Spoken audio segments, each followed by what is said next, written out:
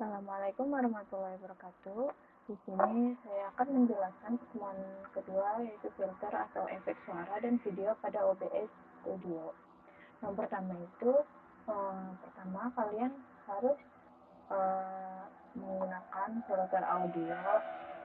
Lalu kalian klik di sini di bagian layar, terus filter. Nah, yang pertama itu kalian di sini ada tanda tambahnya, kalian bisa lihat.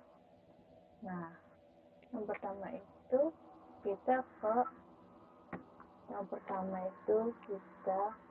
ke now suppression. Lalu kita pencet OK.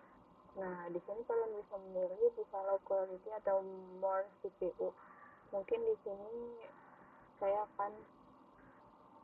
akan memilih more CPU. Nah, yang kedua ada noise gate. Nah, oke. Nah, di sini nanti kalian bisa memilih nih, memfilter apa aja.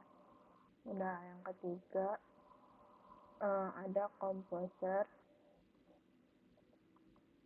Nah, ini nanti kalian sesuaikan sendiri sesuai dengan kebutuhannya. Terus yang keempat ada limiter. Kalian bisa setting sendiri.